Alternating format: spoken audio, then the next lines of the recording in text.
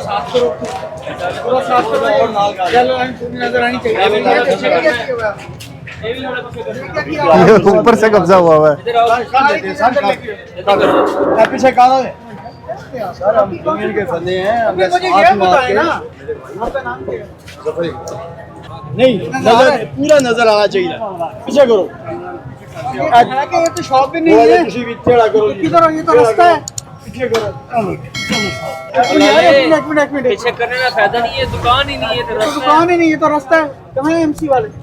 दुकान किधर है? तो सर किधर है? जफर साहब, ये रास्ता है दुकान जफर साहब, इधर आए हो। जफर साहब जी सर जी, तो रास्ता है, रास्ते के ऊपर तो पीछे हो जाओ, चलो पीछे हो जाओ। देखिए दुकान नजर आ रही पहली तो बात, उसकी बात है जब दुकान है तो ऊपर ले आए ना। एक गाली ना समझो ना ऐसा चुप रहो, चुप लो।